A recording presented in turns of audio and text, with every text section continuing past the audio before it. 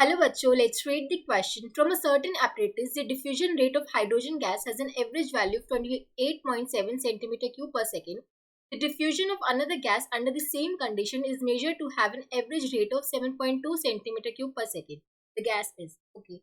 So हमें diffusion rate of hydrogen दे रखा है, उसकी एवरेज वैल्यू इतनी दे रखी है. ठीक है, हमें एक डिफरेंट गैस ली है सेम कंडीशन में, उसका एवरेज रेट इतना आ रहा है. हमें बताना है कि गैस क्या होगी. अब according two grams law of diffusion हमें पता है कि जो रेट ऑफ डिफ्यूजन होता है वो इनवर्सली प्रोपोर्शनल किसके होता है, square root of density of the gas की. ठीक है, rate of diffusion of the gas is inversely proportional to the square root of density of the gas. ठीक है, और हमें पता है कि जो डेंसिटी ऑफ द गैस होगी वो mass of the gas divide by volume of the gas होगी. तो यहाँ से हम देख सकते हैं कि जो डेंसिटी है वो डायरेक्टली प्रोपोर्शन किसके है, मास की है. तो यहाँ से हम बोल सकते हैं कि जो रेट ऑफ डिफ्यूजन होगा वो inversely proportional to square root of mass के इक्वल भी होगा.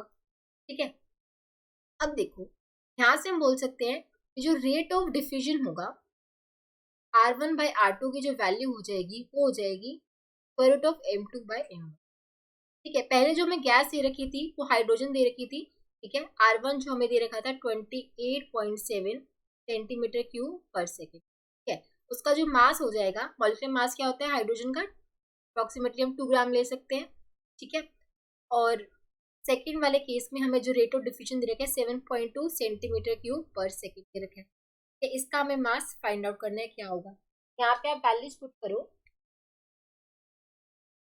R1 की वैल्यू पुट करेंगे 28.7 डिवाइड बाय 7.2 इक्वल्स टू 2.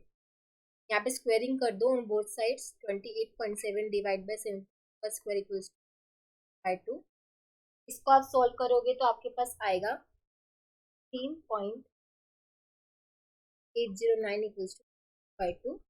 यहाँ से जो M2 की वैल्यू आ जाएगी, इसको 15.809 को 2 से मल्टीप्लाई करोगे तो अप्रोक्सीमेटली आएगा 31.778. ठीक है, ये अप्रोक्सीमेटली किसके इक्वल हो गया, 32 ग्राम. किसका होता है हमारा एटॉमिक मास, ये होता है हमारा ऑक्सीजन का. O2 का होता है राइट 32 ग्राम, तो ये ऑक्सीजन होगी. नाइट्रोजन का तो अराउंड 14 होता है, तो ये तो नहीं हो सकती. हीलियम का 4 के राउंड होता है, आर्गन का 40 के राउंड होता है, तो ये भी हो सकता है.